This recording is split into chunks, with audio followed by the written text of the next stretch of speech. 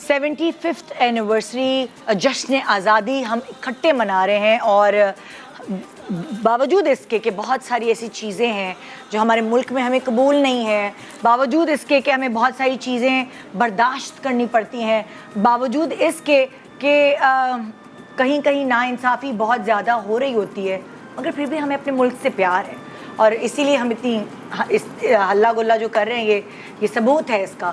اپنے اینڈ سے ہم سب کچھ کرنے کی کوشش کر رہے ہوتے ہیں، اور چھوٹی چھوٹی باتیں کبھی نہ کبھی کہیں نہ کہیں بتاتے بھی رہتے ہیں۔ آپ کبھی کوئی انٹرویو دیتے ہیں، آپ دیتی ہیں، آپ مطلب آپ جب بھی آتے ہیں تو کوئی نہ کوئی ایسی بات ضرور کہہ جاتے ہیں کہ باتوں ہی باتوں میں شاید آپ کو پسند کرنے والے لوگ اس کو ماننے لگے، سننے لگے، سمجھنے لگے۔ خاص طور پہ جب ہم باہر بھی جاتے ہیں نا پاکستان سے، تو ہم بہت ساری چیزیں مس کرتے ہیں، اور میں تو جب بھی واپس آتی ہوں مجھے ایک جذبہ ہوتا ہے کہ میں نے تو یہ صاف کرنا ہے، وہ یہ کرنا ہے، یہ اس کو اس طرح کرنا ہے، اس کو اس طرح کرنا ہے، لیکن کبھی عمل ہوتا ہے اور کبھی نہیں عمل ہوتا۔ خیر، ہم صرف دعا بھی کر سکتے ہیں اور تھوڑی نصیحت بھی کر سکتے ہیں، جو کہ اس پروگرام میں وقتاً فوقتاً کی جا رہی ہے۔ مسائل شیئر کر سکتے ہیں، ہم نصیحت کرنے والے تو کوئی ہماری وہ ہے نہیں، اپنے ہم وطنوں سے مسائل کو شیئر کر کے اس کے حل کی طرف جانے کا مشورہ دے سکتے ہیں، یہی ہے۔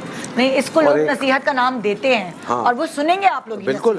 جو جاوید شیخ کو پسند کرتا ہے وہ ان کی بات سنے گا۔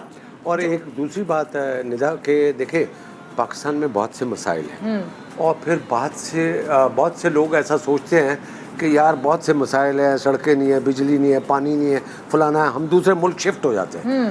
یہ نہیں کرنا، اس ملک کو بھی ٹھیک ہم نے ہی کرنا، کلیکٹیولی ہم نے سوچنا ہے۔ یہ دیکھیں نا، ان کی بچی باہر ہے، یہ پھر واپس ادھر ہی آ جاتی ہے۔ یس، تو لہٰذا اولاد ہی سب کچھ ہوتی ہے، لیکن وہ اسی لیے محبت ہے۔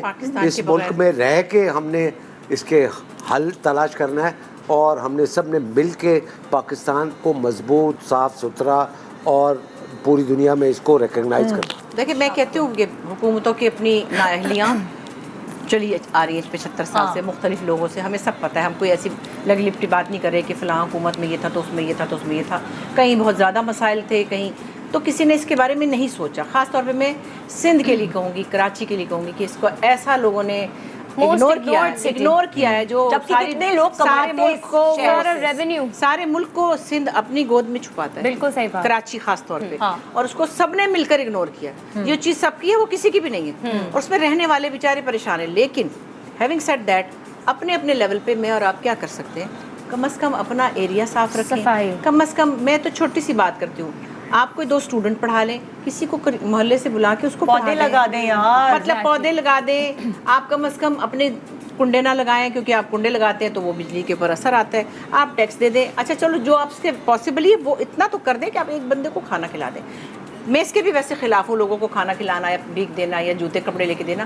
آپ لوگوں کو پڑھائی کی طرف لگائیں، یا پھر تاکہ وہ خود مچھلی پکڑ ہیلپ آؤٹ کرنے میں، وہی والی بات ہے نا، وہ کہانی کے ان کو ہیلپ آؤٹ کرنے کے لیے کوئی چھوٹا سا رکشا یا کچھ اس طرح کر کے، لیکن پھر بھی یہ میں کہوں گی کسی اسپیسیفک پولیٹیکل پارٹی سے نہیں، لیکن سب نے بہت ہمارے ساتھ ظلم کیا ہے، بہت زیادتی کی ہے، پوری قوم کے ساتھ ظلم کیا ہے، سب نے مل کر کیا ہے، باری باری کیا ہے۔ اور خدا کے واسطے میں نے تو چھوٹی سی اپنی پوسٹ ڈالی تھی انسٹا پہ، میں نے کہا تھا کراچی میں خاص طور پہ بارش ہر سال آپ کو ہیرو بننے کا موقع دیتی ہے۔ میں آپ سے کہہ رہی ہوں جو ذمہ دار ہیں، جو پچھلے کئی سالوں سے حکومت چلا رہے ہیں، کراچی آپ کو یہ بارشیں ایک موقع دیتی ہیں ہیرو بننے کا۔